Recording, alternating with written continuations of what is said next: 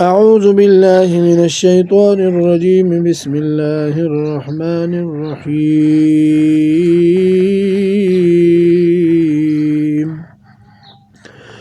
قل اعوذ برب الفلق من شر ما خلق ومن شر غاسق اذا وقب ومن شر النفاثات في العقد ومن شر حاسد اذا حسد۔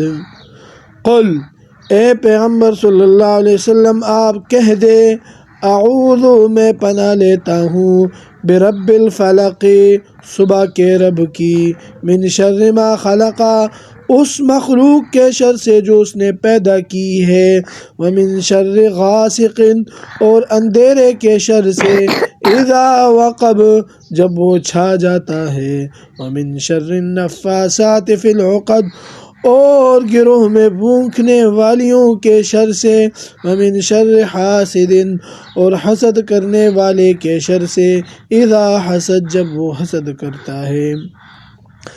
یہ جو قرآن ہمارے تمہارے پاس موجود ہے، ان میں بہت بڑی غلطی ہے کہ سورۃ الفلق کو مکیہ لکھا ہے، اور اسی طرح سورۃ الناس کو بھی مکیہ لکھا ہے کہ یہ مکے میں نازل ہوئی ہے۔ یہ غلط ہے۔ یہ سورت مدینہ طیبہ میں نازل ہوئی ہے، مدنی ہے۔ قرآن کریم کے صحیح نسخے میں موجود ہے جن میں مدنی لکھا ہوا ہے۔ ان کو مکی لکھنے والے غلطی تاج کمپنی والوں نے کی ہے، اس سے ان کو آگاہ بھی کیا گیا ہے مگر انہوں نے اصلاح نہیں کی، اور نمبر بھی 2021 لکھا ہے، یہ بھی غلط ہے۔ ان کا نمبر بہت بعد کا ہے۔ شان نزول ان کا تھوڑی سی تمہید کے بعد بتاتا ہوں۔ حضور صلی اللہ علیہ وسلم جب مدینہ طیبہ تشریف لے گئے تو مدینہ طیبہ کے رہائشیوں کے پاس جو ان کی پوزیشن تھی یہ تھی کہ 3 خاندان یہود کے تھے، بنو نذیر، بنو قریظہ اور بنو قینقاع۔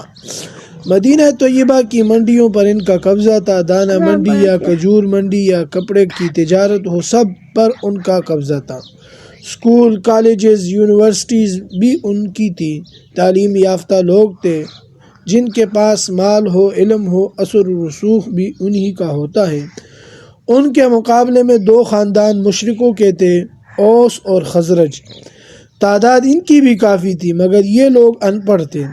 زیادہ تر ان کا پیشہ زراعت تھا، کھیتی باڑی کرنا، باغات لگانا۔ یہودیوں نے بھی ان سے کافی زمینیں خریدی تھیں، باغات تھے۔ اوس و خزرج کے لوگ ہی ان کے مزارع ہوتے تھے۔ پھر اوس اور خزرج کے لوگ ایک دوسرے کے سخت دشمن تھے۔ بخاری شریف میں بعاث کا لفظ آتا ہے، یہ ایک قلعے کا نام تھا۔ اس قلعے پر قبضہ کے لیے اوس و خزرج کی لڑائی ہوئی جو 120 سال تک چلتی رہی۔ باپ مرتا تو بیٹوں کو وصیت کر جاتا کہ اگر تم نے بعاث پر قبضہ کی کوشش نہ کی تو میں اپنا حق تمہیں معاف نہیں کروں گا۔ ایک لڑائی ان کی داحس تھی جو 63 سال تک جاری رہی۔ داحس گھوڑے کا نام تھا۔ گھوڑ دوڑ تھی شرط پر۔ گھوڑے دوڑنے شروع ہوئے تو ایک نے دوسرے کے گھوڑے کے منہ پر تھپڑ مارا کہ اس کا گھوڑا پیچھے رہے، کیوں بازی لے جانے والے کو انعام ملتا تھا۔ اس پر لڑائی ہوئی جو 63 سال تک جاری رہی۔ ایک لڑائی کا نام حرب بسوس، یہ کبوتری کے انڈے سے شروع ہوئی۔ ایک آدمی کی زمین میں کیکڑ کا درخت تھا جس پر گھونسلہ بنا کر اس میں کبوتری نے انڈے دیے۔ دوسرے کی اونٹنی آئی، اس نے کیکڑ کے لونگ جو ہے وہ کھانے کے لیے درخت کو کھینچا تو انڈے نیچے گر کر ٹوٹ گئے۔ زمین والا دیکھ رہا تھا، اس نے اونٹنی مار دی کہ کبوتری نے میرے درخت پر پناہ لی ہوئی تھی، اس اونٹنی نے میری پناہ کو خراب کیا ہے۔ اونٹنی والے نے آ کر اس کو مار دیا کہ اس نے میری اونٹنی کو کیوں مارا۔ پھر آپس میں لڑائی شروع ہو گئی۔ حضور صلی اللہ علیہ وسلم تشریف لانے کے بعد ان کی دشمنیاں ختم ہو گئی۔ اللہ تعالیٰ نے ان کے دلوں میں محبت ڈال دی، جس کا ذکر سورہ انفال آیت نمبر 63 میں ہے، وَأَلَّفَ بَيْنَ قُلُوبِهِمْ، اور اللہ تعالیٰ نے ان کے دلوں میں محبت ڈال دی۔ اور سورہ آل عمران آیت نمبر 103 میں ہے اِذْ كُنْتُمْ أَعْدَاءً فَأَلَّفَ بَيْنَ قُلُوبِكُمْ فَأَصْبَحْتُمْ بِنِعْمَتِهِ إِخْوَانًا، جب کہ تم آپس میں دشمن تھے، اللہ تعالیٰ نے تمہارے دلوں میں الفت ڈال دی، پس ہو گئے تم اس کے فضل سے آپس میں بھائی بھائی۔ اب اکٹھے اٹھتے بیٹھتے ایک دوسرے سے رشتے لیتے رہے، اکٹھے تبلیغ کرتے، جہاد کرتے۔ اس سے پہلے یہ آپس میں لڑائیوں کی وجہ سے کمزور ہو چکے تھے اور یہودیوں کے دست گیر بن چکے تھے۔ یہودیوں کا ان پر اتنا اثر تھا کہ اپنی بچیوں کا نکاح یہودیوں کی اجازت کے بغیر نہیں کر سکتے تھے۔ محلے کے بڑے یہودیوں سے پوچھتے تھے، سردار جی فلاں جگہ لڑکی کی شادی کرنا چاہتا ہوں، اگر تمہاری اجازت ہو تو کر دوں۔ اگر وہ اجازت دیتا تو شادی کر دیتے، ورنہ مجال نہ تھی۔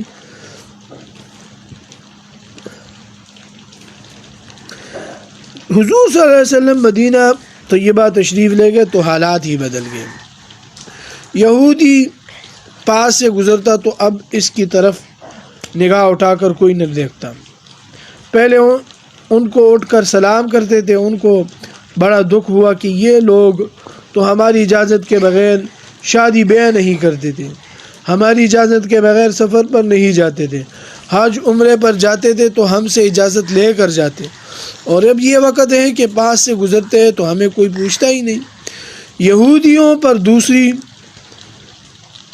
ضد یہ پڑی کہ مکے والے تجارت میں بھی بڑے تیز تھے، کیونکہ یہ لوگ نسلاً بعد نسلاً تاجر پیشہ لوگ تھے اور بڑی دیانتداری کے ساتھ تجارت کرتے تھے اور کھرے لوگ تھے۔ یہودی ڈنڈی مارتے تھے۔ مہاجرین نے جب تجارت شروع کی تو تھوڑے ہی دنوں میں یہودیوں سے آگے نکل گئے۔ لوگ کہنے لگے کہ بھائی یہ پورا تول کر دیتے ہیں، اگر کسی کا روپیہ پیسہ رہ جاتا تو اس کے پیچھے دوڑ کر جاتے کہ بھائی تمہارے پیسے رہ گئے، لے کر جاؤ۔ یہودیوں کی تجارت بھی ختم اور علمی برتری بھی ختم کہ اب یہودیوں سے مسئلہ بھی کوئی نہیں پوچھتا تھا کہ بڑے صاحب علم آگے ہیں۔ مسجد نبوی کے قریب یہودیوں کے کافی گھر تھے۔ اذان ہوتی تو یہودیوں کے کلیجے پھٹتے۔ جس وقت مؤذن اشہد ان محمدً عبدہ ورسولہ کہتا تو ان کی حالت غیر ہو جاتی کہ یہ ہمیں کیا سننا پڑتا ہے۔ مالدار لوگ تھے، دوسرے محلوں میں بھی ان کے مکان تھے۔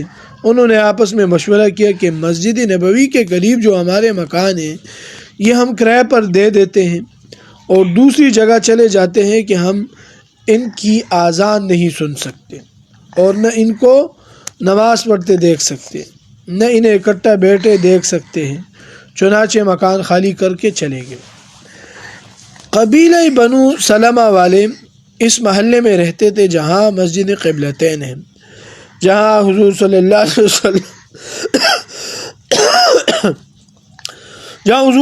علیہ وسلم ظہر کی نماز کی 2 رکعت پڑھا چکے تھے اور حضرت جبرائیل امین علیہ السلام نے آ کر آپ صلی اللہ علیہ وسلم کا رخ مبارک مسجد اقصی سے کعبۃ اللہ کی طرف پھیر دیا تو دوسری 2 رکعتیں آپ صلی اللہ علیہ وسلم نے بیت اللہ کی طرف چہرہ کر کے پڑھی۔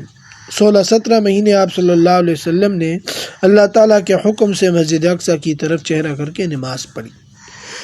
یہ حکم اس لیے تھا کہ پہلی کتابوں میں حضور صلی اللہ علیہ وسلم کی تعریف نبی القبلتین آئی ہے۔ اگر حضور صلی اللہ علیہ وسلم نبی القبلتین نہ ہوتے تو ان پر حجت پوری نہ ہوتی۔ وہ یہ کہہ سکتے تھے کہ یہ وہ نبی نہیں، کیونکہ ہم نے اس کی صفت پڑھی ہے نبی القبلتین۔ یہ محلہ مسجد نبوی سے ذرا فاصلے پر تھا۔ بخاری شریف کی روایت ہے کہ جب قبیلہ بنو سلمہ والوں نے سنا کہ یہودی مسجد نبوی کے پاس والے گھر خالی کر گئے اور وہ کرائے پر چڑھتے جا رہے ہیں، ہمیں مسجد نبوی میں دور سے آنا پڑتا ہے، ہم وہ مکان کرائے پر لے کر وہاں چلے جائیں۔ پھر کہنے لگے حضور صلی اللہ علیہ وسلم سے پوچھیں، بغیر یہ کام ہم نہیں کر سکتے۔ حضور صلی اللہ علیہ وسلم کے پاس ان کا ایک وفد آیا، حضرت ہم بنو سلمہ کے لوگ ہیں، ہمارے گھر مسجد نبوی سے دور ہے، بعض و نصیحت سننے کے لیے بھی آنا ہوتا ہے، کبھی بارش ہو جاتی ہے، کبھی گرمی سخت ہوتی ہے۔ ہم نے سنا ہے کہ مسجد نبوی کے قریب گھر یہودی خالی کر گئے ہیں اور وہ کرائے پر چڑھ رہے ہیں، ہم یہاں قریب نہ آ جائیں کہ قریب سے نماز پڑھ لیا کریں۔ حضور صلی اللہ علیہ وسلم نے فرمایا کہ تمہیں اجازت نہیں دیتا، دیارکم تکتب آثارکم، دیارکم تکتب آثارکم، دیارکم تکتب آثارکم، اپنے گھروں میں رہو، جتنی دور سے آؤ گے اتنے قدم زیادہ ہوں گے، اتنا ثواب زیادہ ہوگا، ہر قدم پر 10 نیکیاں، 1 گناہ مٹے گا، 1 درجہ بلند ہوگا۔ اور دوسری بات یہ ہے کہ میں پسند نہیں کرتا کہ کوئی محلہ مسلمانوں کے وجود سے خالی ہو اور وہاں صرف یہودی ہی یہودی رہے۔ یہودی حضور صلی اللہ علیہ وسلم کے انتہائی دشمن تھے۔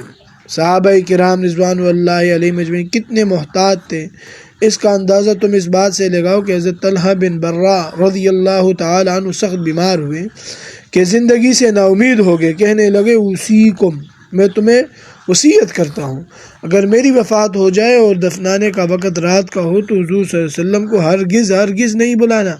ساتھی بڑے حیران ہوئے کہ کیسی وصیت کر رہے ہو؟ اس موقع پر تو یہ وصیت ہونا چاہیے تھی کہ میرا جنازہ حضور صلی اللہ علیہ وسلم پڑھائے، کہ ہر آدمی کی خواہش ہوتی ہے کہ شہر میں جو سب سے بہتر آدمی ہے وہ میرا جنازہ پڑھائے۔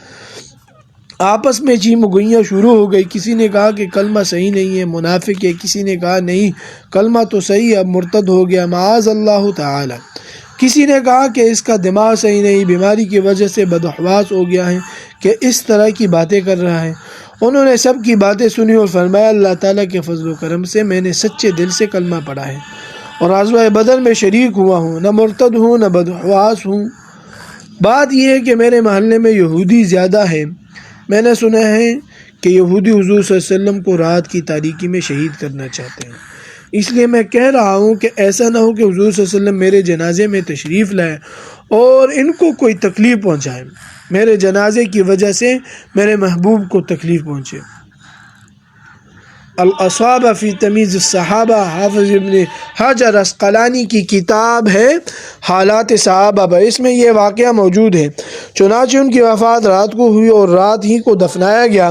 جب حضور صلی اللہ علیہ وسلم کو علم ہوا تو فرمایا دلونی علی قبرہ، مجھے اس کی قبر بتلاؤ۔ حضور صلی اللہ علیہ وسلم کو قبر بتلائی گئی، آپ صلی اللہ علیہ وسلم تشریف لے گئے، فرفع یدیہ ودعا لہ، بس آپ نے دونوں ہاتھ اٹھائے اور اس کے لیے دعا کی۔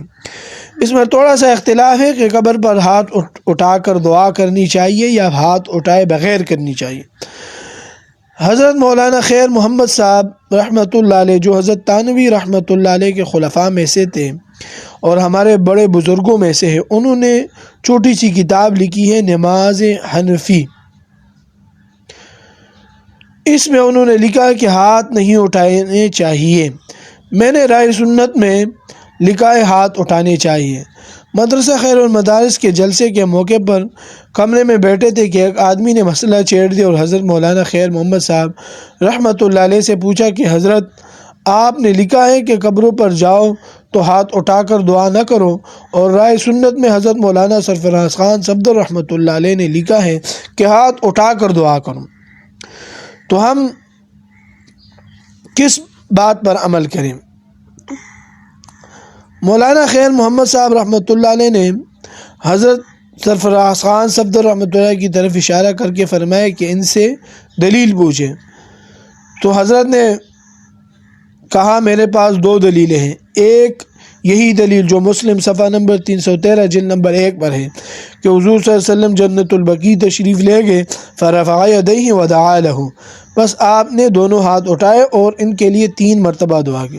دوسری روایت میں نے اصابہ والی بتلائی، حضرت فرماتے ہیں رائے سنت میں انہیں باقاعدہ حوالے دیے ہیں۔ اس کے بعد پھر مولانا خیر محمد صاحب نے کوئی بات نہیں کی۔ تو خیر حضرت سرفراز خان صفدر رحمۃ اللہ علیہ نے کہا کہ یہودی حضور صلی اللہ علیہ وسلم کی بدترین دشمن تھے اور انہوں نے آپ صلی اللہ علیہ وسلم کے قتل کے کئی منصوبے بنائے۔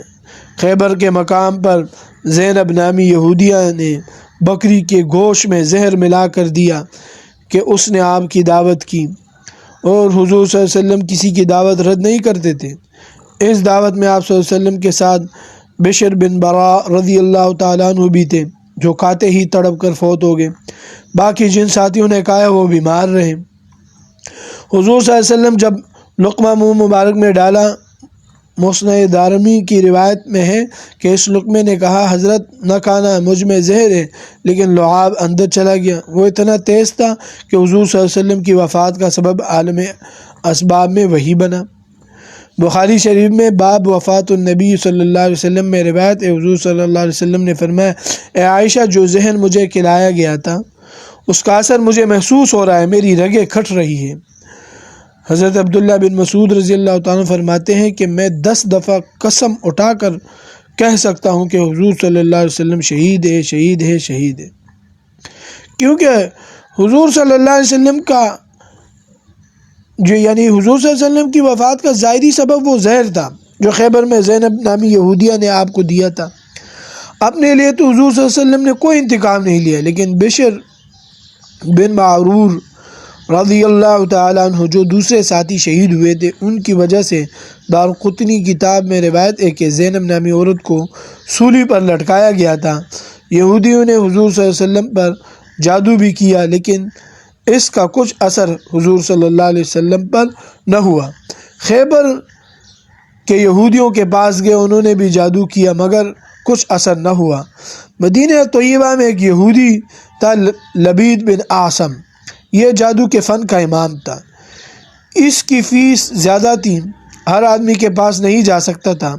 خیبر کے یہودیوں نے اس کو آ کر کہا، انت عالمنا فی السحر، تو ہم سے جادو کو زیادہ جانتا ہے، جادو کا استاذ ہے، جتنی فیس مانگے ہم دینے کے لیے تیار ہے، محمد صلی اللہ علیہ وسلم کو راستے سے ہٹا دے۔